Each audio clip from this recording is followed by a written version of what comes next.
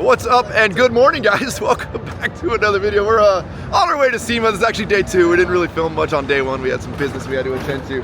And we have realized, number 1, scooters are the most fun things we've ever done here at SEMA. Number 2, they're also dangerous. So we were linked up in a train. We have found that we can link these things up pretty good. And then basically the guy in front is in charge and steers. And then our scooters kind of just like click together. Well, Chris was leading. I was sitting there on my phone, not looking. I look up and we dodged one of these little pylons here. And I was like, oh crap, last minute swung out the way, which sends slingshotted Dedic right into it. And well, we lost some batteries there. That hurt so bad. SEMA day 2 / video 1 of actually filming, but today we're gonna do a little walking around, show you guys what's going on at SEMA. All right, so Chris has probably got the slowest scooter here. No, Freddie does. Dude, Freddie's pulling away from Chris until we link up. Oh, what? Yeah. So it kind of helps when we link these together right here, make a little train, little choo-choo. I've got the fastest, so I'm the pleasure. Yep, go for it, go for it, go for it, boys. Okay, guys, we have made it over here to SEMA, and again, we haven't really talked about any of the trucks. And well, when you roll up, it's kind of hard to miss some of the biggest trucks out here. We've got Manny from Poppy's. You have been on the channel a couple of times. Yep. You actually brought some of your 6x6s out a couple of years ago, and this is when you were still really in like the development phase of these gnarly 6-wheel drive, 6-wheel steer trucks, right? Atrocities, yeah, man. It was what, 2 years ago that you invited us over and we went over? We were in like the absolute nuisance of both the suspension side of it, the technology side of it, the anything side of it, even the bedwork at this point, you know what I mean? Well, and a lot of people don't understand what really goes into just building a normal lift kit, right? There's a lot of engineering, there's a lot of trial and error. I mean, there's geometry and stuff that goes into it. Now you're trying to make rear axle steer. Now you're trying to do things, you're putting extra axles, and then you got to make the bed to match. I mean, now we're doing some crazy body work, metal work, fat work. I mean, there's really a lot. And it's always in a crunch. Well, I was just gonna say, it seems like a week before SEMA, these trucks are completely apart, and then somehow you show up with a giant fleet of trucks. That's usually the game plan. Obviously, since you guys last saw, Ryan's been a major supporter since the beginning. We were able to finally start a company with the first 2 that you saw. You know, we obviously veered off to making bolt-on lift kits. You've put a couple on your channel, obviously. A lot of different things have happened as far as changes in production, changes in manufacturing, changes in design and things like that. And now I think finally is the time to show what we call the world our actual final finished product with these 6x6s, you know. There you go. Let's go take a look at this thing. I mean, this thing is massive. So it basically starts life with a 20-inch lift. So Ryan last year was able to get another 20-inch lifted Super Duty on here. It's gonna be our regular 20-inch lift truck. It just happens to feature both rear axles that are now steerable. It's gonna have the same mega cradle, same size, shape, and style as everything else that we make.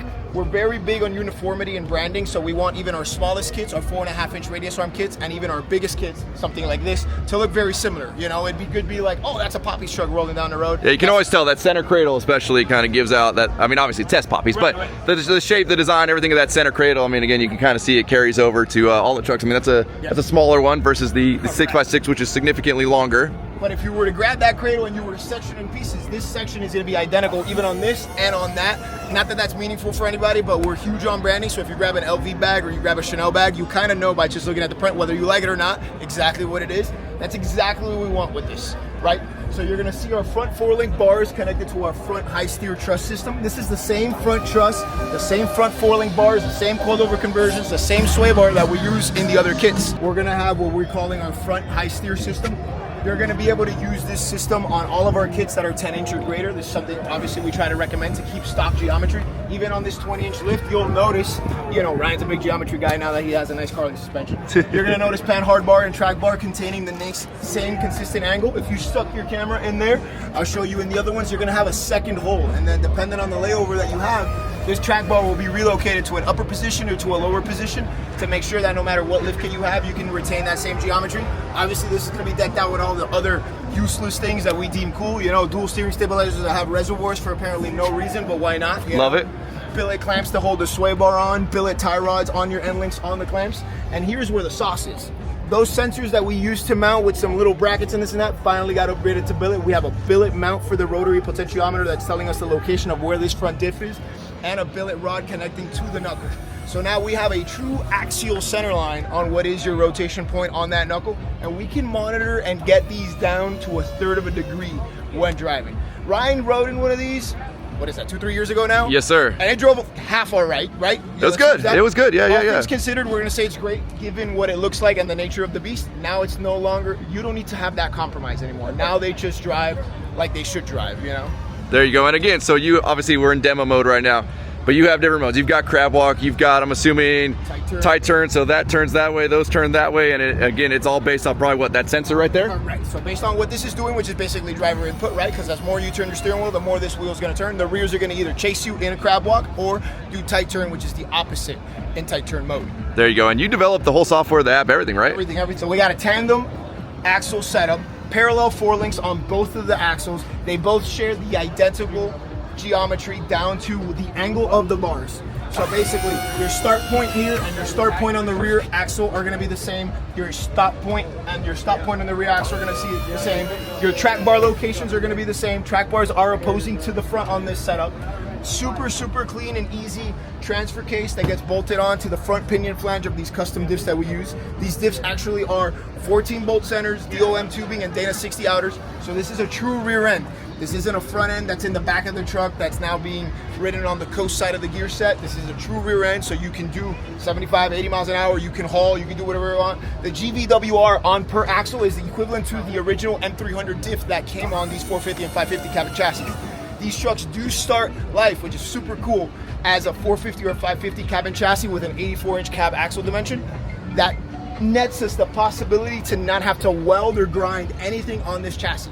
You literally just drill what we demo is a couple bolt holes, and this whole kit bolts on. There's no mods to this frame. This is a stock fuel tank that comes in the rear because these trucks come with a rear ship tank instead of a midship tank. And you can take this all right off, put the stock axle back on, and you have a stock cabin chassis all over again. That's wild. Happens to have some paint to match a double-edged bed, you know. But well, let's talk about this bed here. I mean, clearly there's a lot of work that went into this.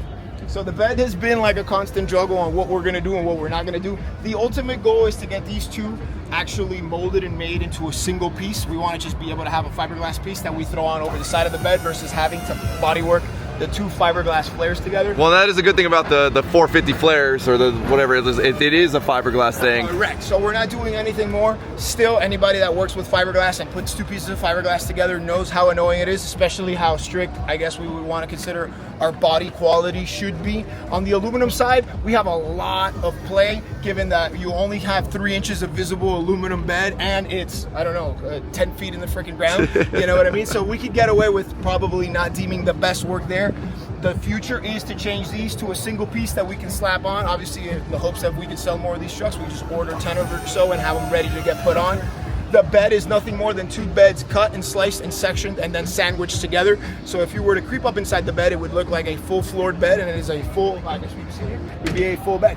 There you go. 11-foot bed too, by the way. So when you're picking up 8-foot plywood, now you're not an issue. And when you're gonna get that 10-foot stud instead of an 8-foot stud, you don't need to close the tailgate. There you go. So you're saying practical work truck. This is, I think, the most practical work truck you could buy for the dollar. Now, speaking of dollar, can we ballpark? Can we ballpark? We've got to be close. We actually have a price point now. Okay. We actually have a product. That one is actually going to a customer in Dubai. Okay. It's actually not mine, which is great because the first 2 were ours, right? Yeah. These trucks should be selling. We're trying to have a starting price of $450,000. Okay. We still think that's actually not a bad price point. Everybody who kind of lingers around or looks around what's available in the 6x6 world sees kind of what they buy. I feel like everybody has just something that's either overpriced for whatever reason and a celebrity for whatever reason buys it. I think here you get a lot of value. I think here you get a lot of wow factor, and I think here you can impress anybody. Well, and speaking of a celebrity, so we kind of talked about this with your last builds. There's a lot of companies out there doing the 6x6 stuff. They're not rear steer. It's basically as bare bones as you get it because it has a tiny little bit of shock factor that excites the celebrity, but the wheel wells are just one big giant cutout. It's just like the sloppiest, chintziest way you can make a 6x6 just to sell to a celebrity, whereas you guys are clearly throwing the development time into this. Right, so obviously it is a massive marketing stunt for us. You know, we definitely need to use the publicity that we gain from this to try to push the rest of the business. Now, these big, like we got a Ram, we got a Ford, all these big trucks, the big stuff you see is always on the solid axle trucks, right? There's not a lot of people doing the really big stuff on these IFS trucks. Well, we've got a monster GMC over here. What are you, 6'3"? Yeah, 6'3", 6'4". There you go. So that gives you a good height reference there. These are 44s and 30s, so really can't go any bigger than this. Full clearance, full turn, full capability. Super proud of this product. This is definitely something that we deem on the harder scale, trying to make both a monster truck and B, retaining the IFS, and C, you know more than anybody, retaining the IFS driving characteristics. Oh yeah. IFSs are undisputably the best driving vehicles. IFSs are also undisputably the most complicated vehicles to do anything. They do get a bad rap, but again, typically if you're gonna like play in this game, that's when like they get the bad rap. Stock trucks, I mean, they're decent. They ride better than a solid axle truck is gonna ride stock. I hate to break it to you. People say solid axle trucks can work harder. I mean, I don't know. My GMC Denali tows just fine. I mean, it does great. It'll never fail realistically, but the game of geometry on this goes from a 3-line game of geometry to like a 25-line game of geometry. You know, so whatever you would have done, you're gonna do about 10 times over. There is so much involved in trying to dial these in. The first thing that we finally have, which is something that's actually kind of gone viral, is this billet lower section of the knuckle. So we're starting life with this billet piece of A36 steel that we're machining what we call the hub mounting pad and the brake mounting pad. From there forward, every other fabricated component is what's gonna deem the rest of the suspension. So the importance of the knuckle and retaining everything else is very important to us. From here, we're gonna see torsion bars completely gone. Obviously, full coilover conversion. You're gonna have your coilover upper bracket. We're gonna switch over from the sway bar that's normally mounted on the backside or on the front side. If you're a 1500 or 2500, it can be different, to a fabricated sway bar with our billet drop, with our billet clamps, obviously. You're gonna notice that everything about the suspension, or at least what we deem to be most important, is gonna be the parallel motion between lower control arm, tie rod, and upper control arm. There is a very strict point of travel where this bolt articulates a certain distance from here to the point on the lower ball joint, to the inside of the tie rod, to the steering point on the tie rod. This is going to affect 2 or 3 different things. As far as the driver is concerned, you're going to notice that these lifted trucks sometimes have a scrub. The actual thing is called Ackerman geometry, where one wheel is supposed to turn more than the other. We're able to retain this, and this truck's not able to like do that skirt that you would naturally feel once you do like a 7 or 9 inch. That's just lack of poor placement on that tie rod point. Secondly, when the truck starts going through its suspension swoop, you're going to notice that as this lower control arm changes in angle, this tie rod's going to mimic the same exact angle. So that allows for there to be 0 input on the steering wheel. So if you really want to believe that there's a text and drive 22-inch lifted truck on 30s and 44s with spacers, this is the text and drive truck. Well, then that's pretty impressive. You're keeping same geometry. That's about what? 3 foot, a little over 3 foot difference there between your upper control arm and your lower control arm there? Correct. So that is very, very important as well, because the distance from here to here is also different on the upper control arm, but that distance is supposed to be recovered equally and together, basically with the equal ratio from this center line, which is where the load is being borne, to the uniball up top, which is what you use, just a spherical bearing on the top of that upper control arm. Wrapping up the front, obviously you're gonna have already heard how excited I get about all of the things. Something we really love to brag about is the steering drop. Obviously we know IFSs have a center link, right? It will be the tie rod and the idler arm together. We use a center link drop, right? So this whole steering gear gets dropped, and you'll see these little bars in the bottom with hind joints. What those are doing is preventing any of the play or any of the excess shear motion being ripped out of that center gear backwards. So you basically have like a windshield wiper motor that's going to swivel side to side, and that'll give tons of strength to this tie rod to be able to be retained and actually sweep. So your steering wheel actually feels really, really natural. So the rest of the truck, similar to yours, parallel rear 4-link, coilover conversion in the back, rear truss, bolt-on rear bracketry, allows anybody to convert. We do have this kit now coming in a more tamed version, a 10 to 14 inch version. You saw the knuckle, so we're able to shrink that knuckle down, that little extra piece of the neck, but the rest is going to be pretty much the same kit.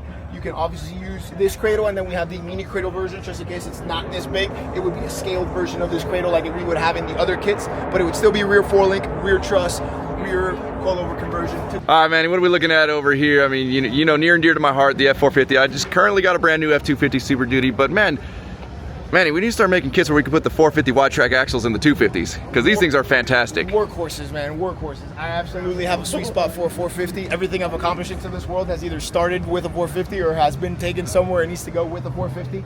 This is our best-selling kit. This is obviously what we want to use as the face of the company, or the product that we push the most. This is going to be our radius arm kit. Obviously, this one has all the bells and whistles. So instead of having a coil spring, he has a coilover conversion. He's got a remote shock for apparently no reason whatsoever. But you know, when you're on this kind of category of things, you're going to start buying things just to flex on other people. Yeah, dress it up a little. The bread and butter of this is this radius arm. Super simple design. Stock location, obviously. Stock location up front just changes that lower bolt hole. That lower bolt is now a caster bolt in the bottom. So that's what allows this to keep you to use a stock driveline in the front, a slightly stretched double U-joint drive shaft in the front, and keep those caster angles and not give you that ugly slinky mod that these stretched out kits or people would have. A lot of people buy a 4-inch kit or maybe a 6-inch kit and then end up working them ways up to the next level, 6 or 8.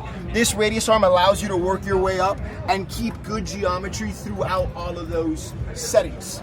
So over here on the driver's side, you're gonna also appreciate the radius arm that we're using on here. You're gonna see your track bar drop down bracket. This is gonna come with an adjustable pan hard bar. We're able to keep the pan hard bar actually an inch longer than the stock one. The ratio between pan hard bar and drag link on these trucks is pretty good factory. That's why they have a nice driving characteristic. A second you make them a little bit longer, the ratio reduces even slightly more and it improves. Now we know that we're gonna start lifting it, so we're gonna disimprove it in that sector. So our hope is by the time that we get to that height, we have it close to a stock setting as possible. So we deem this truck at an 8-inch lift to drive or have the similar driving characteristics as if you had a level truck. And we all know that a level 450 pretty much drives like a stock truck. So we're considering this is 8-inch, right? This is an 8-inch kit.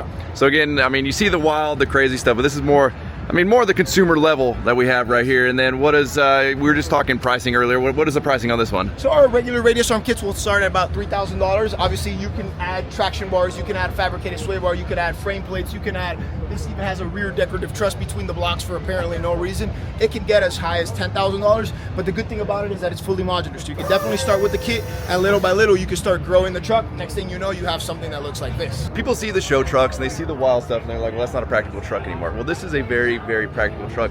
But some people like us, you know, we like to keep our trucks nice. We like to have just a little something that makes us different. There's a lot of F450s, a lot of F250s you're gonna see in a parking lot. You know, we like to accessorize. Men like to accessorize too, all right? This one stands out, you know what I mean? You have this, I mean, Dad has this, right? Do we not agree that that air ride truck drives every single Diamond C trailer? It's a Diamond C, right? That dump trailer's been around all of California on that. And so that's the thing, you can still use the trucks, but again, like, why not dress them up? You're already doing some stuff to it. And if you're the guy that like, I want the Ram Champ bumper, I want to beat the crap, and if it don't got tiger striping from the bushes that I ran through, it ain't a real truck. Hey, more power to you. That's your life. But some of us like to accessorize and decorate our trucks a little bit. And if you can do that while still having a great ride, I mean, that's the way to go. Damn.